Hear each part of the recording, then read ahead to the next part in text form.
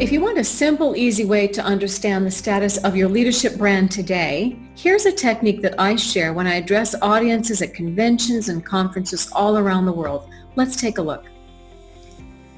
So first of all, I call this your leadership brand triangle. I call it the trademarked you, your brand, the trademarked you. Now, if you think about it, there's three parts of this triangle which reflect your brand today. The first one is the brand you believe you have now. What brand do you think you have?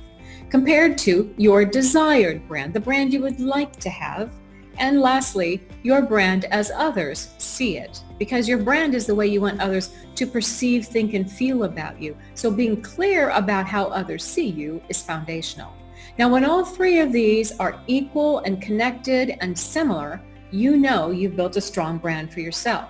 But how do you find that out? Well, here's the exercise I like people to do. The first one, think about the brand you believe you have right now. Now, on these 5 lines down here in the bottom left-hand corner, I'm going to ask you to think about, pause right now and ask yourself the following question.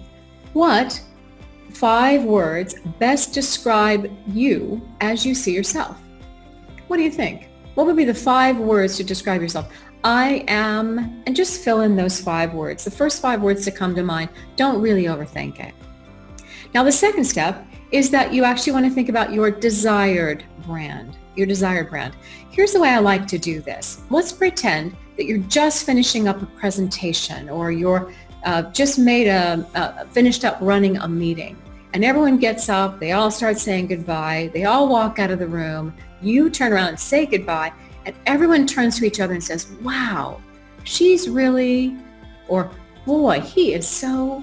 What would be the 5 words you would want them to describe you? What words would you want them to use to describe you? So that's your second part of it, which is your desired brand. Now, the third part is your brand as others see it. And let's be honest, you can't answer that until you find out how others do indeed perceive you. Now, here's a really easy and fun way to get clear about how others do perceive you. I call it the 5 words exercise. Here's how this works.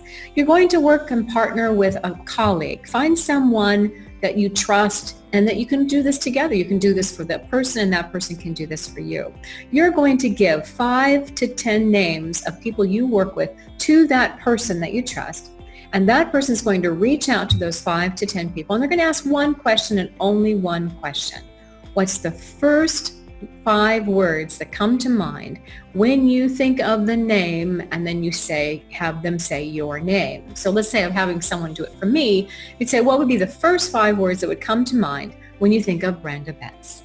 And then that person just writes down the 5 words and keeps asking all 5 to 10 people what the 5 words. Now, by the way, if everyone only says positive things, all positive, you want to make sure that they ask one additional question at the very end. So those are all 5 positive words, and that's great. What would be one word to describe Brenda Bence of something that she could improve upon?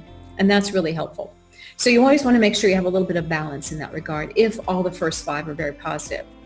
Now, by the time your friend, your colleague, your accountability partner, I like to call it, is done gathering all this information, all these words for you, they're going to give them back to you. Obviously, it needs to be maintained complete confidentiality, completely anonymous, no names of who said what. That's foundational. And you're going to then receive a list of somewhere between 25 to 50 types of words. That's what you're going to have to work with. So let me show you an example of how you can actually use this. Here's a gentleman that I was working with, and we wanted to find out what his 5 words were. So I asked him, what is the brand you believe you have now? And his 5 words that he came back with were results-oriented, leader, difficult, he was honest, strong, and a bit emotional. So that's fine. Then we said, well, what's the desired brand? What would you want people to think of you as you're walking out of a conference room or whatever? And he said, I like to still be known as results-oriented and a leader. I like those. I also like to be perceived as fair. I think that's important. And then supportive and, frankly, approachable. I want people to feel that they're comfortable coming to me. So this is also an interesting time to pause and ask. I asked my client, how similar or different are these? And you can see there's a couple of different names and words here that are very similar, but some are a little bit different. So then I went out and got these words for him, and you would be working with your accountability partners to get those words. I interviewed 6 people for this individual, and here are the words that came back. You can see person 1 had 5 words, person 2 had 5 words, 3, 4, 5, and 6. And I took all of those words and I started to group them. I looked at those words and realized that actually the largest group was somewhere in the range of unapproachable, a bit aloof, antisocial, cold. You can start to see how we gathered those together. And there were 6 people who had that answer. Next came the word focused, some form of results-oriented, determined, focused, goal-oriented.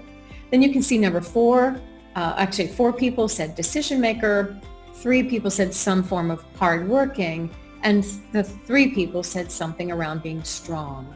So those became his 5 words. And those 5 words get plugged right back into that case study example I was just sharing with you. So over here in the bottom right-hand corner, he then plugged in your brand as others see it. Unapproachable, focused, decision maker, hardworking, and strong. Now, this is where it gets interesting, because then you can start to look at all 3 of these and say, where are there similarities and where are there differences? So what I asked him to do next was to choose a word that he wanted to focus on based on the final triangle and what his desired words were. And we were going to make that word his North Star, what he was going to focus on in the coming months of really changing the brand that he had to what he wants. And so he decided that the most important word would be the word approachable, because he felt if he was being approachable, that a lot of things would shift into a very positive state and he'd be more effective as a leader. So the approachable became his North Star, the most important word he wanted to describe himself. So I ask you, once you do this exercise, grab a friend, grab a colleague, do this together. What is your North Star? What's the most important word that you want to describe you, the trademarked you? So go ahead, get someone to help you learn what your leadership brand stands for, and let me know what you find out. I look forward to hearing from you. Thanks.